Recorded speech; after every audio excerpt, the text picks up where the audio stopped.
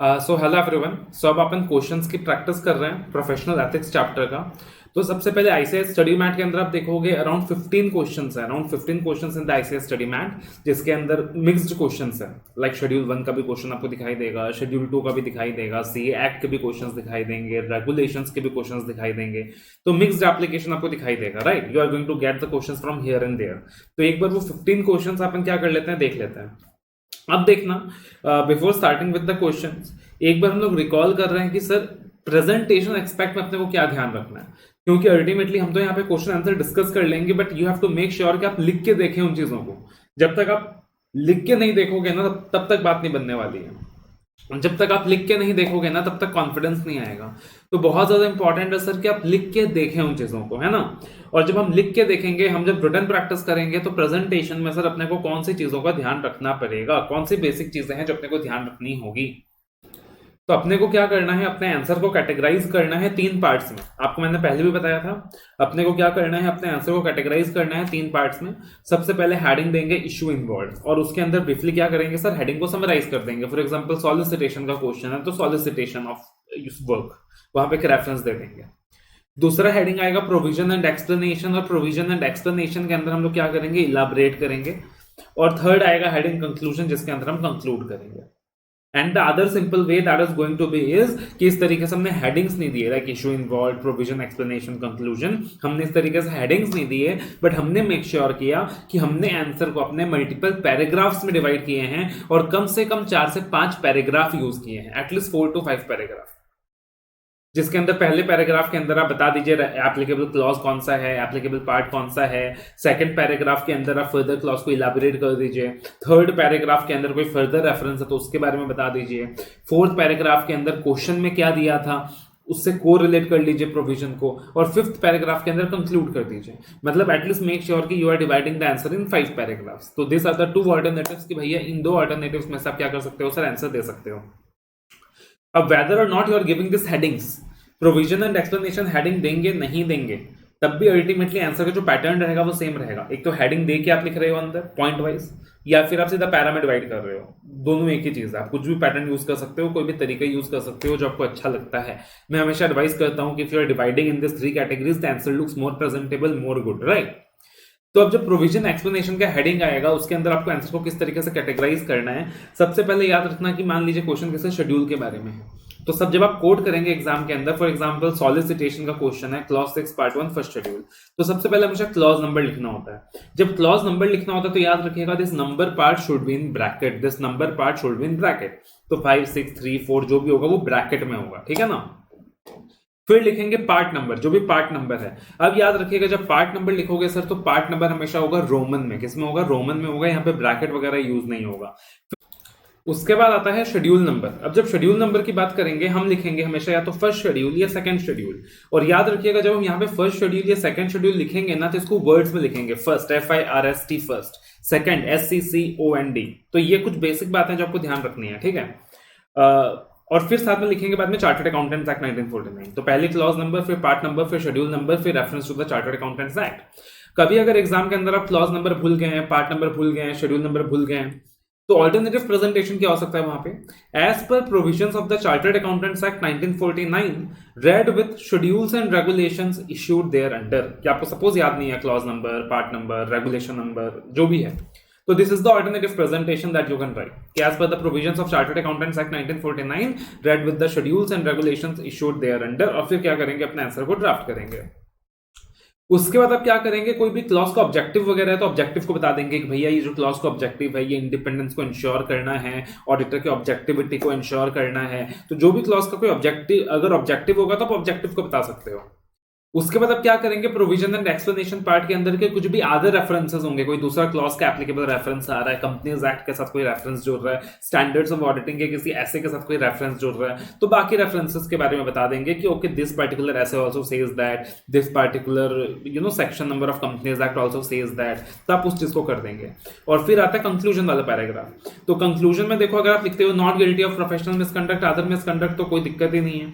अगर आप लिखते हो गिल्टी ऑफ प्रोफेशनल मिसकंडक्ट या अदर मिसकंडक्ट, तो वहां पे मैं एडवाइस दूंगा आप साथ में सेक्शन 21 एंड 22 का रेफरेंस दो, जो कि आपको सजेस्टेड में भी नहीं दिखाई देगा।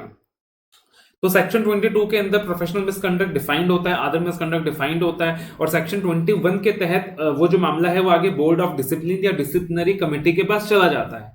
तो आप सेक्शन 21 एंड सेक्शन 22 का साथ में रेफरेंस दो, because since the chartered accountant is guilty of professional misconduct, the matter shall be referred to the BOD/the DD under section 21 of the CA Act. तो आप उस तरीके से अगर वहां पे सेक्शन 21 और 22 का रेफरेंस दोगे तो आपका आंसर आपको और ज्यादा प्रेजेंटेबल लगेगा। तो ये तो हो गया कुछ बेसिक बातें, ठीक है, जो आपको ध्यान रखना है। अब late us see the questions फटाफट।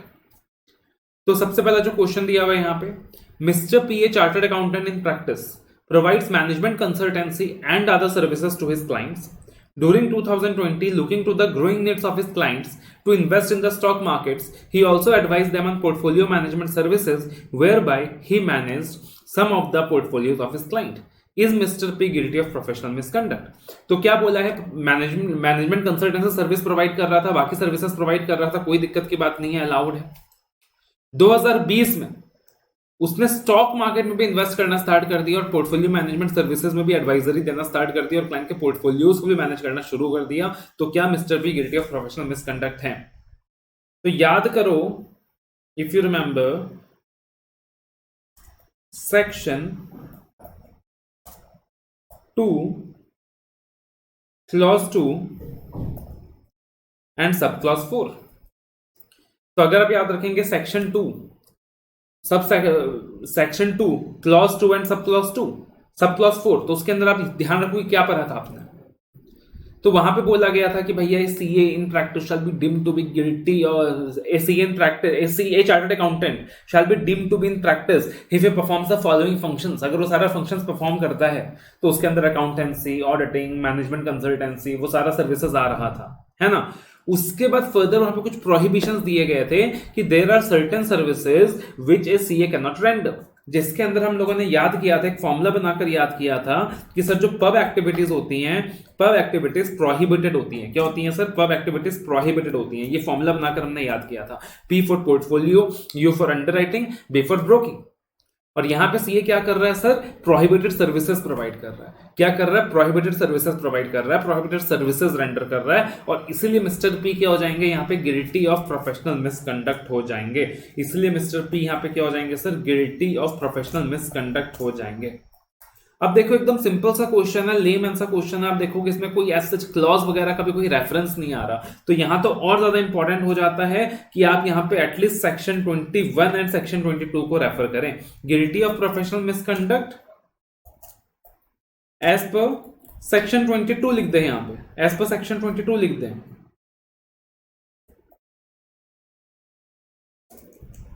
एंड फर्दर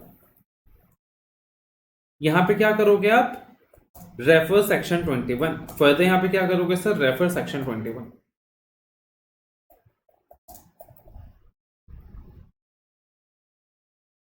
ठीक है ना।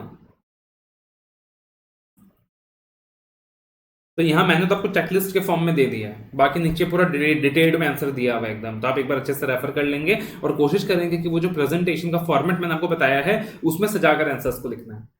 उसके बाद जो अगला क्वेश्चन है, mister G a chartered accountant in practice as a sole proprietor has an office in Mumbai near Churchgate. Due to increase in professional work he opens another office in a suburb of Mumbai. In a suburb of Mumbai, suburb मतलब क्या होता है कि जो central limits होती है शहर का, उसके बाहर का जो जगह है, उसका बाहर का जो जगह है, ठीक है ना। तो अनदर ऑफिस खोला इन ए सबर्ब ऑफ मुंबई, यानी मुंबई के सेंट्रल प्लेस से बाहर, सिटी के बाहर, जो कि approximately 80 kilometre away from the municipal limits of the city. For running the new office he employees 3 retired income tax officers. Is Mr. G guilty of professional misconduct? So this particular question draws our attention to section 27 of the Chartered Accountants Act. Yes, you have guessed it right, you remember right. आपको सही याद है बिल्कुल। तो section 27 of the Chartered Accountant Act, याद रखिए क्या पढ़ा था उसमें। उसमें हमने ये डिस्कस किया था कि सर अगर जो ऑफिस है, जो ब्रांच ऑफिस है सीए का, जो सेकंड ऑफिस है, जो एडिशनल ऑफिस है, वो सेम शहर के अंदर है, with in the same premises है, या with in 50 kilometres from the municipal limits of city है, तो उसको कोई सेपरेट इंचार्ज की जरूरत नहीं है। लेकिन अगर वो beyond 50 kilometre from the municipal limits है तो वहां पे सेपरेट इंचार्ज की जरूरत है, और जो सेपरेट इंचार्ज होना चाहिए वो सिर्फ और सिर्फ एक चार्टर्ड अकाउंटेंट होना चाहिए। That is what we discussed. अब यहाँ पे आप देखो ये जो डिस्टेंस है वो कितना दिया हुआ है, 80 kilometre from the municipal limits, यानी 50 किलोमीटर से ज्यादा, यानी सेपरेट इंचार्ज चाहिए। और सेपरेट इंचार्ज कौन होना चाहिए? चार्टर्ड अकाउंटेंट होना चाहिए, यानी रिटायर्ड इनकम टैक्स ऑफिसर्स को अगर अपॉइंट किया गया है to be appointed as a separate incharge, तो क्या इससे काम चलेगा? इससे काम नहीं चलेगा। तो यहां पे भी सीए क्या हो जाएगा सर? गिल्टी हो जाएगा। Mister J is guilty of professional misconduct. तो अगर इस पर्टिकुलर क्वेश्चन की भी हम लोग बात करें यहां पे,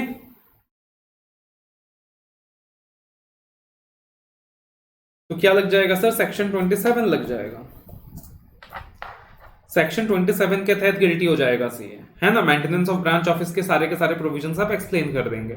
उसके अलावा आप चाहो तो एडिशनली क्योंकि सीए गिल्टी है तो क्लॉज 21 तो रेफर कर ही सकते हो। यहां पे भले ही आपके आईसीआई के सजेस्टेड में भी नहीं दिया हुआ, बट मैं आपको मेंशन कर रहा हूं, आप चाहो तो साथ में क्या रेफर कर सकते हो sir? Clause 1 part 2 second schedule. अब sir clause 1 part 2 second schedule क्या था? Contravention of the act, regulation and guidelines. Contravention of the act, regulation and guidelines, कि अगर एक्ट को कॉन्ट्रावीन किया है, रेगुलेशन को कॉन्ट्रावीन किया है या गाइडलाइंस को कॉन्ट्रावीन किया है तो सीए गिल्टी हो जाएगा। तो यहां पे तो एक्ट को कॉन्ट्रावीन किया है, सेक्शन को कॉन्ट्रावीन किया है, तो वो वाला पार्ट भी रेफरेंस में आ सकता है। ठीक है,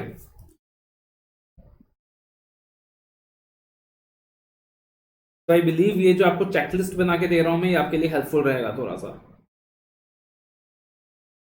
उसके बाद देखना, right A short note on other misconduct. तो स्ट्रेट फॉरवर्ड क्वेश्चन है, डायरेक्ट क्वेश्चन है, रीड कर लेना, दिमाग लगाने की जरूरत भी नहीं पड़ेगी ज्यादा।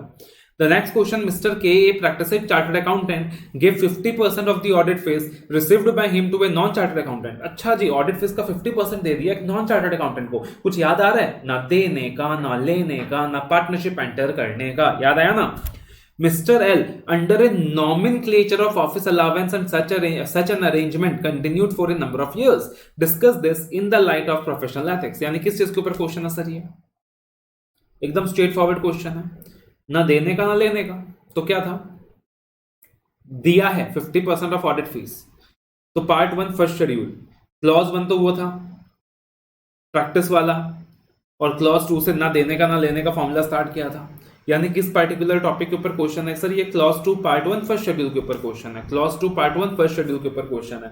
एक बार देख लेते हैं खाली कि इंस्टीट्यूट ने प्रेजेंट कैसे किया आंसर को, है ना। तो देखना, पैराग्राफ्स में आंसर दिया। सबसे पहले इशू इन्वॉल्व बताया, they have not given the heading issue involve, but देखो sharing of audit fees with non member, और उसको बोल्ड में दे दिया, मतलब आप भी अंडरलाइन करके लिख दोगे तो वो इशू इन्वॉल्व ही हो गया। आप उसको सेंटर ऑफ द पेज में इशू इन्वॉल्व करके वहां लिख सकते हैं sharing of audit fees with non member, और उसके बाद ये जो बातें लिखी हुई हैं आप प्रोविजन एंड एक्सप्लेनेशन हेडिंग में डाल सकते हैं। फिर दिया, as per the clause 2 of part 1 of first schedule to the chartered accountants act, a member shall be guilty if a chartered accountant in practice pays or allows or agrees to pay or allow directly or indirectly any share or commission or brokerage in the fees or profits of professional business। वो पूरा का पूरा कहानी दे दिया। फिर क्या क्या देखो, प्रोविजन बताया। अब फर्दर कोई रेफरेंस है यहाँ पे? नहीं है, कोई फर्दर रेफरेंस नहीं है। तो अगर कोई फर्दर रेफरेंस नहीं है तो क्या करेंगे? सीधा क्वेश्चन से कोरिलेट करेंगे, फिर कंक्लूड करेंगे। तो अब क्या किया? अगले पैराग्राफ में क्वेश्चन से कोरिलेट किया कि इन दिस पर्टिकुलर क्वेश्चन क्या हुआ, है ना, इन दिस पर्टिकुलर क्वेश्चन क्या हुआ, और फिर क्या किया? फाइनली देखो इन्होंने कंक्लूड किया। कंक्लूड करते वक्त खाली इतना बता के छोड़ दिया, guilty of professional misconduct under clause 2। आप साथ में सेक्शन 21 भी क्या कर देना, यहाँ पे रेफर कर देना। यहाँ पे सेक्शन 21 पे सर क्या कर देना? रेफर कर देना। अब देखना यहाँ पे क्वेश्चन नंबर 5, बहुत अच्छा क्वेश्चन है, one of my favourite questions. Mister x who passed his CA examination of ICI on 18th of July 2020 and started his practice from 15th of August 2020. On 16th of August 2020, one female candidate approached him for articleship. Okay. In addition to the monthly stipend. अच्छा भाई साहब, mister x ने क्या देखा? Female candidate है और उसको लगा होगा कि हाँ भाई ठीक है, नीडी है एंड कुछ मदद कर देता हूं उसकी, तो मंथली स्टाइपेंड के अलावा 1% of profits of CA firm भी दे दिया। मतलब इतने दयावान इंसान है। She agreed to take both 1% profits of the CA firm. आप लोग सोच रहे हो सर काश कोई ऐसा फर्म हमें भी मिल जाए। So she agreed to take both 1% of profits of the CA firm and stipend as per the rate prescribed by ICAI. The Institute of Chartered Accountants of India sent a letter to Mr. X objecting the payment of 1% of profits. Mr. X replies to the ICAI stating that he is paying 1% of profits of his firm over and above the stipend to help the article clerk, as the financial position of the article clerk is not so good, very weak. कितने अच्छे chartered accountant हैं. Is Mr. X liable to professional misconduct? तो I am sorry to से mister chartered accountant कि भले आप यहाँ पे दयावान इंसान हो, भले आपने उस फीमेल कैंडिडेट की हेल्प करी है, बट यहाँ पे आप गिल्टी ऑफ मिसकंडक्ट है. और इसके दो रीजंस है सर. सबसे पहला, प्रॉफिट शेयरिंग अलाउड नहीं है. आपने प्रॉफिट शेयरिंग दिया तो कैसे दिया, तो वही लग जाएगा क्लॉज 2 पार्ट 1 फर्स्ट शेड्यूल. और सर दूसरा रीजन, अगर आप regulations to the chartered accountants act में जाओगे तो रेगुलेशंस में बोला हुआ है कि apart from the monthly stipend आप आर्टिकल असिस्टेंट को कुछ नहीं दे सकते हो. तो रेगुलेशन का भी कॉन्ट्रावेंशन है, रेगुलेशन का भी कॉन्ट्रावेंशन है. ठीक है ना. तो यहां पे दो बातें आएंगी. अब हो सकता है आपके आईसीआई के सजेस्टेड आंसर में इन्होंने सिर्फ एक अप्रोच से आंसर सॉल्व किया. पहले 2 बार एग्जाम में क्वेश्चन पूछा गया, एक बार क्लॉज 2 के हिसाब से सॉल्व किया, एक बार रेगुलेशन का रेफरेंस देके सॉल्व किया. लेकिन मैं आपको सजेस्ट करूंगा आप दोनों बातें लिख के आएंगे. तो एक तो यहां पे क्या हो गया sir, clause 2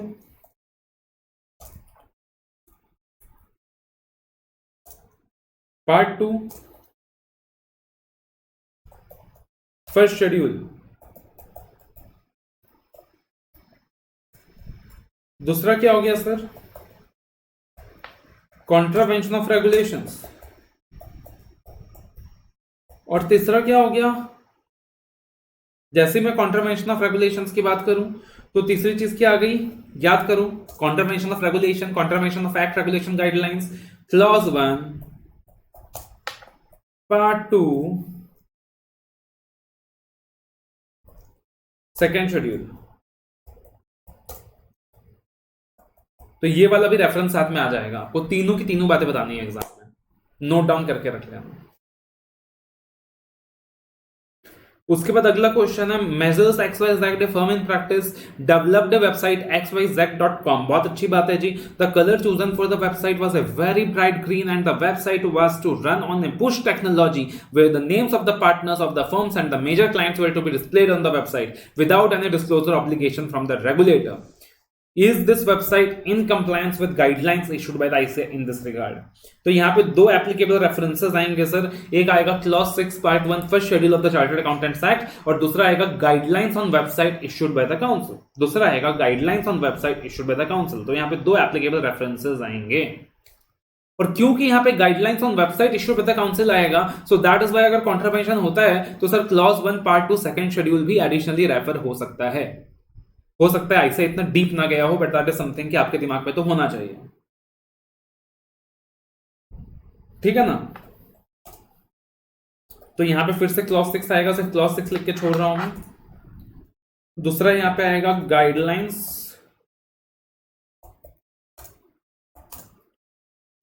on website issued by the council.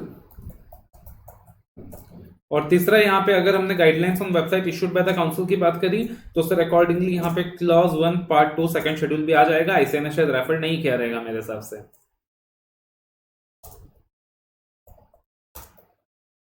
अब यहां पे कॉन्ट्रावेंशंस क्या क्या है ढूंढ लो.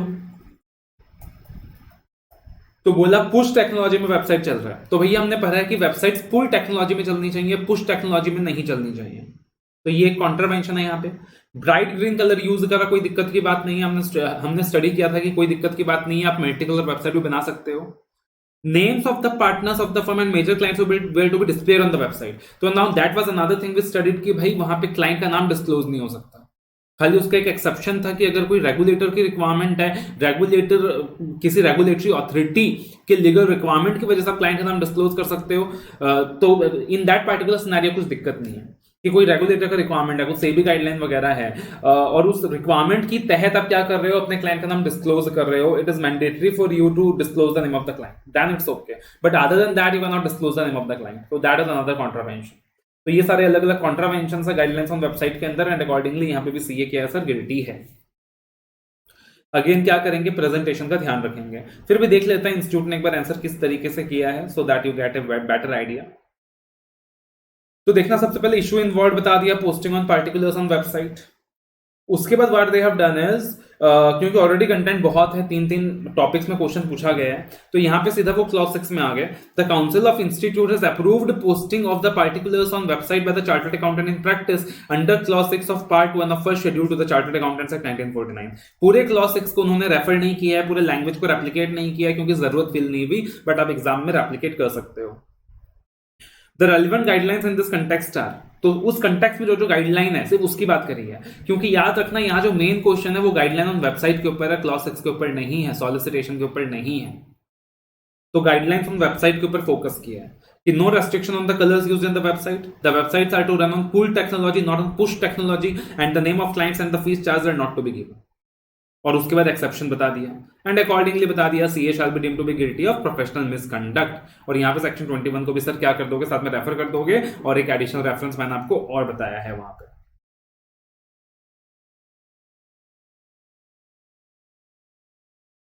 The next question, a partner of the firm of chartered accountants during a TV interview handed over a biodata of his firm to a chairperson.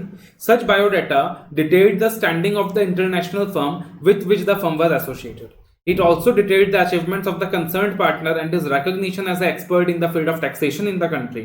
The chairperson read out the said biodata during the interview, discussed whether this action by the chartered accountant would deemed to be guilty. तो sir TV interview किस चीज में covered, clause 6 में covered है ना। और यहां पे क्या हो रहा है कि जो पार्टिकुलर पार्टनर है उनके जो अचीवमेंट्स हैं एज एंड जो recognition as a expert in the field of taxation in the country, that is read out in the interview. Chairperson क्या कर रहा है सर, रीड आउट कर रहा है। चेयरपर्सन क्या कर रहा है, रीड आउट कर रहा है। तो इनडायरेक्टली क्या हो रहा है, सॉलिसिटेशन हो रहा है। इनडायरेक्टली क्या हो रहा है यहाँ पे, सॉलिसिटेशन। तो यहाँ पे फर्म की क्या हो रही है, प्रमोशन हो रही है। यहाँ पे फर्म की क्या हो रही है, पब्लिसिटी हो रही है ना। फर्म का ओपन प्रमोशन हो रहा है सर, फर्म का ओपन पब्लिसिटी हो रहा है, सॉलिसिटेशन ऑफ वर्क हो रहा है। फर्दर आप क्लॉज 7 को भी एडिशनली रेफर कर सकते हो यहाँ पे। And accordingly the chartered accountant shall be deemed to be guilty of professional misconduct. The next question, 2 parts में ये क्वेश्चन। पहला, an advertisement was published in the newspaper containing the photograph of mister X, a member of the institute, wherein he was congratulated on the opening of the office on the occasion of opening ceremony of his office. तो पहला question है 8A। तो पहले 8A देखते हैं खाली। एक advertisement publish हुआ है सर न्यूज़पेपर में containing the photograph of mister x of A member of the institute, जहां पे उसे कांग्रेचुलेट किया गया है on the occasion of opening ceremony. तो ये जो क्वेश्चन है ये भी क्लॉज 6 के ऊपर है। It is upon clause 6, directly solicitation involve हो रहा है यहाँ पे। प्रोमिनेंटली क्या कर रहा है, एक तरीके से सीए अपनी एडवर्टाइजिंग कर रहा है न्यूज़पेपर में, फोटोग्राफ वगैरह डालकर सब कुछ करके। तो वहां पे प्रोमिनेंट एडवर्टाइजिंग हो रही है, क्लॉज 6 का इन्वॉल्वमेंट है ना। बट डोंट यू थिंक यहाँ पे आपको कंटेंट में कमी आएगा थोड़ा बहुत लिखने में। तो लेट अस सी कि इंस्टीट्यूट ने एज ए कंटेंट फिलर क्या यूज किया है। ये कुछ चीजें सीखने की होती है इंस्टीट्यूट से। Let us see what they have used as a content pillar. तो as per clause 6 of part 1 of first schedule to the chartered accountants act. अब देखो यहाँ पे पूरे क्लॉज के लैंग्वेज को बता दिया, फिर इन द गिवन केस क्या हुआ है वो चीज बता दी। अब देखना यहाँ पे ध्यान से, on this context it may be noted that the advertisement which had been put in by the member is quite prominent if solicitation of work is allowed। अब देखना ये सेंटेंस देखना, अभी तक जो क्वेश्चंस था उसमें कंटेंट ऑलरेडी लिखने के लिए बहुत था, तो ज्ञान देने की जरूरत नहीं थी। यहाँ कंटेंट की कमी हो रही है, तो अब सॉलिसिटेशन तो है लेकिन अब साथ में ज्ञान दे रहे हैं एडिशनली, ताकि कंटेंट फिल हो जाए। If solicitation of work is allowed, the independence and forthrightness of a chartered accountant in the duties, discharge of duties cannot be maintained। अगर सॉलिसिटेशन ऑफ वर्क को सर अलाउ कर दिया गया तो जो चार्टर्ड अकाउंटेंट का इंडिपेंडेंस है and fourth rightness है, इंटेग्रिटी है in the discharge of duty, उसको मेंटेन नहीं किया जा सकेगा। इसलिए सॉलिसिटेशन हर किस अलाउ नहीं कर सकते। तो ये सीखने वाली चीज है, नोट करके रख लो अपने बुक्स में। कोई भी क्वेश्चन क्लॉज 6 का आएगा, सॉलिसिटेशन का आएगा, राइट डाउन दिस 2 लाइंस, है ना। And therefore the above activity amounts to solicitation and he is held to be guilty। तो कितने जबरदस्त तरीके से what they have done is they have concluded the answer and देखो किस तरीके से language they have used। उसके बाद 8B, Mr. X, a chartered accountant and the proprietor of X and Company, wrote several letters to the assistant registrar of cooperative society stating that though his firm was on panel of auditors, no audit work was allotted to the firm and further requested him to look into the matter। तो ये question किस चीज के ऊपर है sir, I believe आपको याद आ गया होगा, रूविंग इंक्वायरीज के ऊपर है। तो क्लॉज 6 सॉलिसिटेशन का ही जो क्लॉज था उसके अंदर एक पॉइंट था रूविंग इंक्वायरीज, ये उसी के ऊपर क्वेश्चन है, आप लिख के आ सकते हैं। वापस से सॉलिसिटेशन वाली बातें आएंगी और यहाँ पे स्पेसिफिकली रूविंग इंक्वायरीज की बात हम लोग करेंगे।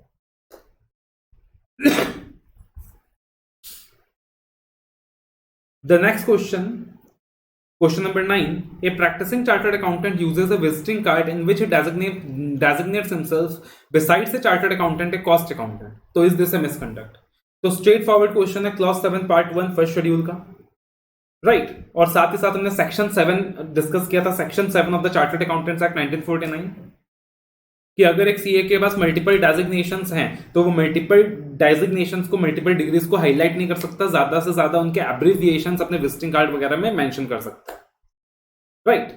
तो that was something we discussed कि सीए ज्यादा से ज्यादा एब्रिविएशंस वगैरह क्या कर सकता है सर, अपने विजिटिंग कार्ड में यूज कर सकता है, अपने मल्टीपल डेजिग्नेशन को हाईलाइट नहीं कर सकता। If is a practicing chartered accountant he can not highlight the multiple designation. तो उसी पार्टिकुलर पॉइंट के ऊपर क्वेश्चन है और यहाँ पे जो इन्वॉल्वमेंट आएगा सर वहां पे क्लॉज 7 पार्ट 1 फर्स्ट शेड्यूल का आएगा और साथ ही साथ section 7 of chartered accountants act 1949 का भी आएगा। तो लेट अस से इंस्टीट्यूट ने क्या रेफर किया है यहाँ पे, yes they have mention section 7, सबसे पहले सेक्शन 7 को रेफर किया इन्होंने भी कि section 7 of the act read with clause 7 of part 1 of first schedule. जैसे मैंने आपको बताया यहाँ पे मल्टीपल रेफरेंसेस आएंगे, तो इंस्टीट्यूट ने यहाँ पे थोड़ा शॉर्टकट यूज करा, आप भी कर सकते हो ऐसा एग्जाम में टाइम की कमी है तो, कि instead of elaborating section 7 and then going and elaborating clause 7 part 1 first schedule, दोनों में इस पॉइंट का रेफरेंस है, तो लिख दिया section 7 of the act read with clause 7 of the part 1 of the first schedule, A chartered accountant can not use any other designation other than that of chartered accountant and it is improper for a chartered accountant to state in his document that he is a cost accountant. वो चाहे तो abbreviation use कर सकता है indicating the membership that he has the membership of the ICWA, but he cannot use the designation cost accountant and therefore he is guilty of professional misconduct.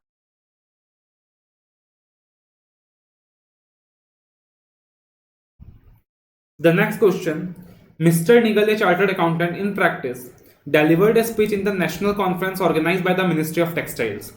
While delivering the speech, he told the audience that he is a management expert. अब खुद mister निगल क्या कर रहे हैं, audience को बता रहे हैं कि सर मैं मैनेजमेंट एक्सपर्ट हूं और मेरी फर्म टैक्सेशन के सर्विसेज प्रोवाइड करती है, ऑडिट के सर्विसेज प्रोवाइड करती है, वो भी रिजनेबल रेट्स में। यानी क्या कर रहा है, अपनी वाह कर रहा है कि देखो भैया मैं मैनेजमेंट एक्सपर्ट हूं, मैं टैक्सेशन ऑडिट के सर्विसेज प्रोवाइड कर रहा हूं, रिजनेबल रेट्स में प्रोवाइड कर रहा हूं। तो क्या कर रहा है, अपने प्रोफेशनल अचीवमेंट्स को हाईलाइट कर रहा है, राइट। तो क्या लग जाएगा, क्लॉज 7 पार्ट 1 फर्स्ट शेड्यूल और साथ ही साथ क्लॉज 6 सॉलिसिटेशन तो आएगा ही आएगा। He also requested the audience to approach his firm of chartered accountants for this services and request the audience that he also request and at the request of audience also distributed business cards and telephone numbers to those in the audience. साथ ही साथ audience को हाथ जोड़ के request कर रहा है कि मेरा सर्विसेज अवेल करो, देखो मैं कितना सस्ता सर्विस प्रोवाइड कर रहा हूं, और अपने बिजनेस कार्ड्स और टेलीफोन नंबर्स भी डिस्ट्रीब्यूट कर रहा है। मतलब clear cut case of solicitation है। तो यहाँ पे क्लॉज 6 भी आएगा और यहाँ पे क्लॉज 7 भी आएगा of part 1 of first schedule, and यहाँ पे भी CA is going to be deemed to be guilty of professional misconduct. The next question, Mr. A is a practicing chartered accountant working as proprietor of Measures A and Company. He went abroad for 3 months. He delegated the authority to Mr. Y, a chartered accountant, his employee, for taking care of routine matters of his office. During his absence, Mr. Y has conducted the undermentioned jobs in the name of Measures A and Company. He issued the audit queries to the client, which were raised during the course of audit. He issued production certificate to a client under the GST Act. He attended the income tax proceedings for a client as authorized representative before the income tax authorities. So please comment on the eligibility of Mr. Y for conducting such jobs in the name of Measures A and Company and liability of Mr. A under the Chartered Accountants Act. तो यहाँ पे question क्या बोला गया कि mister a practising chartered accountant 3 महीने abroad के लिए गए, अकॉर्डिंगली उन्होंने अपने एक एम्प्लॉय को डेलीगेट कर दिया कि भैया तू मेरे बिहाफ में ये काम कर लेना। तो कौन कौन से काम वो डेलीगेट कर सकता है और कौन कौन से काम डेलीगेट नहीं कर सकता। तो ये पार्टिकुलर जो क्वेश्चन है किस क्लॉज के ऊपर है, दिस पार्टिकुलर क्वेश्चन, तो it is based on clause 12 part 1 first schedule, जहां पे हमने डिस्कस किया था कि भाई ऑडिटर को अपना रिपोर्ट खुद ही साइन करना होता है ना। ज्यादा से ज्यादा जो रूटीन मैटर्स ऑफ वर्क है वो अपने एम्प्लॉय को, एक नॉन चार्टर्ड अकाउंटेंट को, एक आर्टिकल को वो डेलीगेट कर सकता है, बट अदर देन दैट जहां भी फाइनेंशियल्स इन्वॉल्व हैं, जहां भी सर्टिफिकेशंस इन्वॉल्व हैं, वहां तो ऑडिटर को खुद ही साइन करना होता है, वो उस चीज को डेलीगेट नहीं कर सकता। अब मान लीजिए इनकम टैक्स प्रोसीडिंग्स अटेंड करना है, तो वहां पे कोई सर्टिफिकेशन इन्वॉल्व नहीं है, कोई साइनिंग इन्वॉल्व नहीं है, तो that is something he can delegate. But अगर हम बात करें कि प्रोडक्शन सर्टिफिकेट इश्यू करा, तो दैट इज समथिंग कि भैया वो एक सर्टिफिकेशन रिलेटेड वर्क है, तो that is something he can not delegate, है ना। तो अकॉर्डिंगली देखना question number 11, delegation of authority to the employees. तो क्वेश्चन किस चीज के ऊपर है? Clause 12 of part 1 of first schedule of the chartered accountants act 1949, जहां पे लिखा गया है a chartered accountant in practice is deemed to be guilty of professional misconduct if he allows a person not being a member of the institute in practice और a member not being his partner to sign on his behalf और on behalf of his firm any balance sheet P&L report on financial statement. In this case, Mr. A, proprietor of Measures A and Company, went to abroad and delegated the authority to another chartered accountant, Mr. Y, his employee, for taking care of routine matters, जो कि एक partner नहीं है but institute के member है। अब council ने यहाँ पे क्या क्लैरिफाई किया है कि the power to sign routine documents on which a professional opinion और authentication is not required may be delegated. जैसे ऑडिट क्वायरीज इश्यू करना है, क्वेश्चनर वगैरह भरना है, इनकम टैक्स प्रोसीडिंग्स को अटेंड करना है, लेकिन प्रोडक्शन सर्टिफिकेट की बात करें तो वो रूटीन वर्क नहीं है, तो दैट इज नॉट अलाउड। तो पहले केस में जहां पे ऑडिट क्वायरीज इश्यू कर रहा था raise during the course of audit, that is something allowed, कोई सर्टिफिकेशन इन्वॉल्व नहीं है, नो मिसकंडक्ट। अगले केस में प्रोडक्शन सर्टिफिकेट इश्यू करने का काम है, this is not a routine work, तो यहां पे वो गिल्टी है। और थर्ड केस के अंदर हम लोग बात करें तो again presentation before the income tax authorities, तो वहां पे that delegation is also allowed, that is also considered as a routine matter in the income tax practice.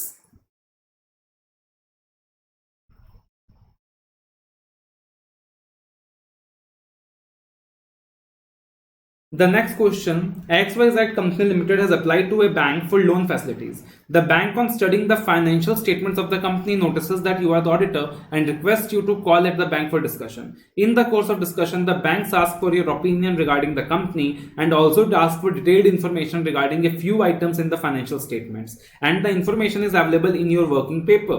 What should be your response and why? तो अच्छा question है, confidentiality के ऊपर है। तो कॉन्फिडेंशियलिटी की अगर बात करें तो आपके दिमाग में आ गया होगा कि सर एक तो क्लॉज 1 पार्ट 1 सेकंड शेड्यूल लिखेंगे और साथ में ऐसे 200 को रेफर करेंगे, क्या करेंगे साथ में ऐसे 200 को रेफर करेंगे, है ना। तो देखते हैं इंस्टीट्यूट ने क्या रेफर किया, whether they have given the reference of ऐसे 200 also. Yes, clause 1 part 1 second schedule and ऐसे 200 दोनों चीजों का रेफरेंस इंस्टीट्यूट ने भी दिया है। फर्दर ऐसे 230 वर्किंग पेपर्स का जो हमने पॉइंट डिस्कस किया था कि working papers are the property of the auditor, वो चाहे तो अपने डिस्क्रिप्शन में एक्सट्रैक्ट ऑफ वर्किंग पेपर्स खाली अपने क्लाइंट को दिखा सकता है, थर्ड पार्टीज को नहीं दिखा सकता, उन सारी चीजों का भी रेफरेंस आप यहाँ पे दे सकते हो।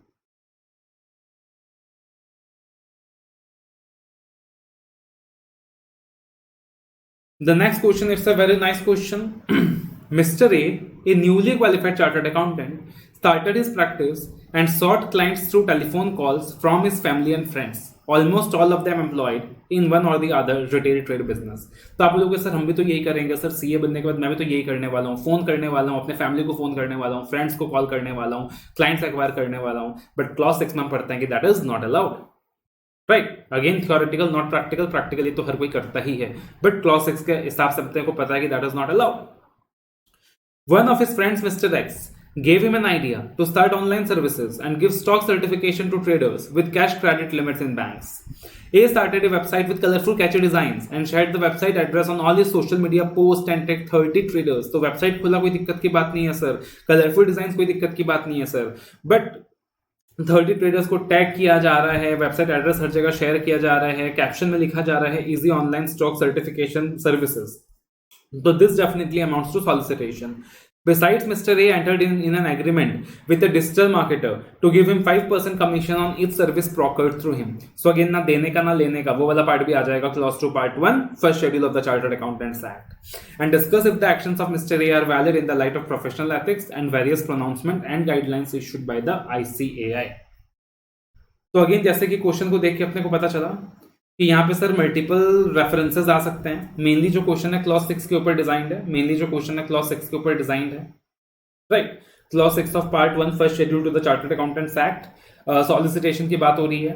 यहाँ पे आप गलती कर सकते हैं, आप पर्सनली ले सकते हैं कि ठीक है फैमिली फ्रेंड्स के थ्रू काम लिया, कोई दिक्कत की बात नहीं है, बट क्लॉज 6 के हिसाब से वो भी गलत है। वेबसाइट बनाया नॉन कंप्लायंस नहीं है, बट वेबसाइट के गाइडलाइंस को फॉलो करो। और गाइडलाइंस की बातें करें तो गाइडलाइंस के हिसाब से अगर हम बात करें यहाँ पे, तो वेबसाइट जो है पुश मोड में नहीं होना चाहिए, क्लाइंट का नेम अलाउड नहीं है, वो चीज आप डिस्क्लोज नहीं कर सकते हो। यहाँ पे सीए ने क्या किया है, वेबसाइट एड्रेस शेयर किया है हर जगह, 30 ट्रेडर्स को टैग किया है, तो भैया ये तो कंप्लीट सॉलिसिटेशन, एंड यहाँ पे सीए क्या हो जाएगा, गिल्टी ऑफ प्रोफेशनल मिसकंडक्ट हो जाएगा।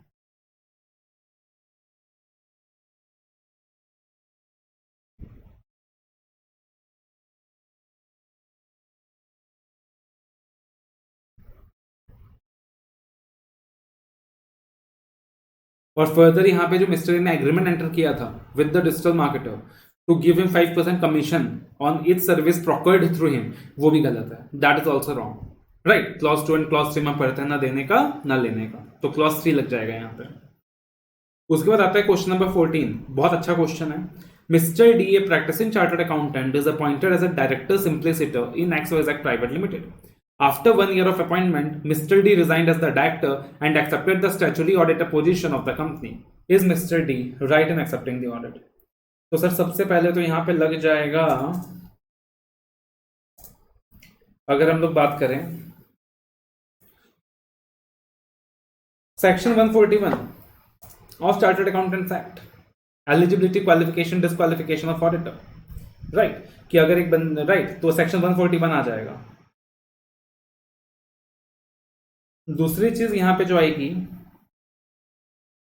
वो आएगा एथिकल स्टैंडर्ड बोर्ड का गाइडलाइन, और एथिकल स्टैंडर्ड बोर्ड का गाइडलाइन क्या कहता है, इफ यू रिमेंबर, वहां पे 2 साल का कूलिंग ऑफ पीरियड का बात किया गया है, ESB जजमेंट है, 2 ईयर कूलिंग ऑफ पीरियड, कि अगर एक बंदा डायरेक्टर सिंप्लिसिटर है, अगर एक बंदा यहाँ पे डायरेक्टर सिंप्लिसिटर है या डायरेक्टर है कंपनी का, वो रिजाइन कर रहा है, तो अगले 2 साल तक वो दोबारा से क्या नहीं कर सकता सर, ऑडिट एक्सेप्ट नहीं कर सकता, तो वो ESB का गाइडलाइन है। तो ESB का जो गाइडलाइन है 2 ईयर्स कूलिंग ऑफ का, वो वाला पॉइंट भी यहाँ पे आ जाएगा।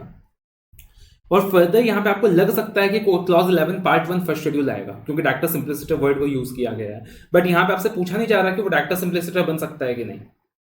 यहाँ पे रेदर क्वेश्चन को डीप समझो, अपॉइंट किया गया as a director simpliciter, mister D in practising, he is appointed as a director simpliciter, already appoint किया गया है, एंड उसके बाद वो रिजाइन कर रहे हैं as a director and accept कर रहे हैं statutory audit position of the company. तो यहाँ पे अपने को ये देखना है सर कि क्या वो ओपिनियन एक्सप्रेस कर सकते हैं कि नहीं। तो अकॉर्डिंगली यहाँ पे जो लगने वाला है वो लगने वाला है क्लॉज 4 पार्ट 1 सेकेंड शेड्यूल। तो again it's a very beautifully drafted question, काफी अच्छा क्वेश्चन है, एक बार अच्छे से आंसर को क्या कर लेंगे, रेफर कर लेंगे। उसके बाद देखना question number 15, mister F, a chartered accountant, gave advisory services to PQR Private Limited. Further, he gave them GST consultancy compilation engagement for historical financial information and helped in ERP setup. Later, the company turned out to be a part of group of companies involved in money laundering. Mr. F was asked to provide details of the companies. Mr. F refused on the grounds that he gave only consultancy services to the company and was not supposed to give any information about the company. Is Mr. F right as per the guidelines issued by the ICAI? बहुत ही बेहतरीन question है। आप बोलोगे sir money laundering कहाँ से आ गया, money laundering का act refer होगा क्या, सेक्शन मनी लॉन्ड्रिंग का रेफर होगा क्या, नहीं ऐसा कुछ नहीं है। यहाँ पे खाली ये बोला गया है मिस्टर एफ ने इन कंपनी के डिटेल्स नहीं दिए, बोला कि भैया मेरे को तो कंपनी के बारे में कुछ इन्फॉर्मेशन रखना ही नहीं था, तो क्या मिस्टर एफ सही है कि नहीं, तो कंपनी का इन्फॉर्मेशन रखना है कि नहीं, रखना है। याद करो केवाईसी गाइडलाइंस, हमने पढ़ा केवाईसी गाइडलाइंस तुमको मैंडेटरी या मेंटेन करे ना। अगर तुम इंडिविजुअल के ऑडिट कर रहे हो या तुम कंपनी का कर रहे हो, तो पार्टनरशिप फर्म का कर रहे हो, तो पूरा केवाईसी गाइडलाइंस प्रिस्क्राइब्ड है and it is mandatory for you to comply with the KYC guidelines. और केवाईसी गाइडलाइंस के तहत कंपनी का बहुत सारा इंफॉर्मेशन है जो मेंटेन करना मैंडेटरी है, और तुमने नहीं मेंटेन करा तो तुमने गलत किया। और केवाईसी गाइडलाइंस को मेंटेन नहीं करा यानी कि गाइडलाइंस का वायलेशन है, यानी क्लॉज 1 पार्ट 1 सेकेंड शेड्यूल भी लग जाएगा। तो बहुत अच्छा क्वेश्चन है, डायरेक्टली आपके दिमाग में नहीं आएगा शायद। तो KYC guidelines are mandatory, KYC guidelines are mandatory है, and accordingly this is a contravention of clause 1 part 1 second schedule।